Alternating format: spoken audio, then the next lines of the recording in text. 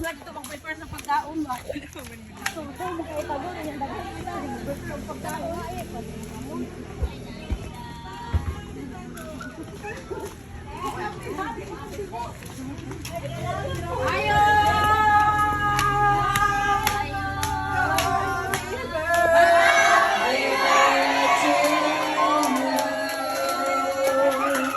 Happy birthday to you.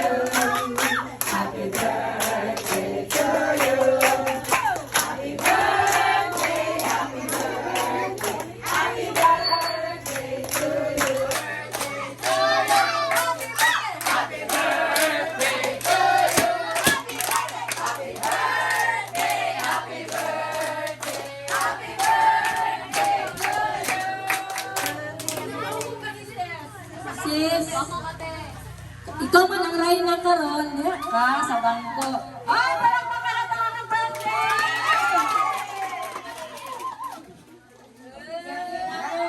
So, Sister Tess, mga bayaw, mga pagumangkon, mga Ginoo, kita na ko nga, grabe ang pag-groaning na sa Ginoo. Tungod kay gigamit din ka sa Ginoo, sa ilang kinabuhi.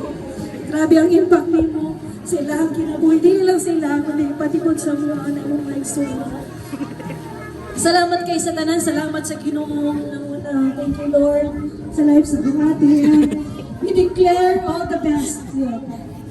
Tagaan yun. always sila nagka-communicate ni Sister Tess. Wa niya pasagdi ang iyang mga anak. Picture! Sa kinabuhi ang sisters. Kaya yung message nito pag-greet niya. Hindi nato ni palampason karong gayuna.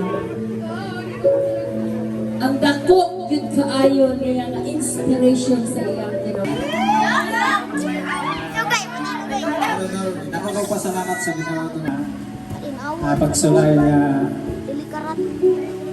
sa kinabuhay na sa mga sa na lang pagsulay na meron na sa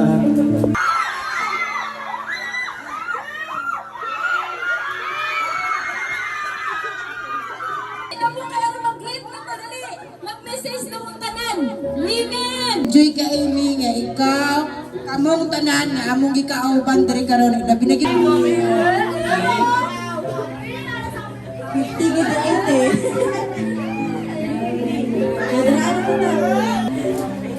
Anyway, so just want to thank the Lord for this opportunity, and I know na balik-balik.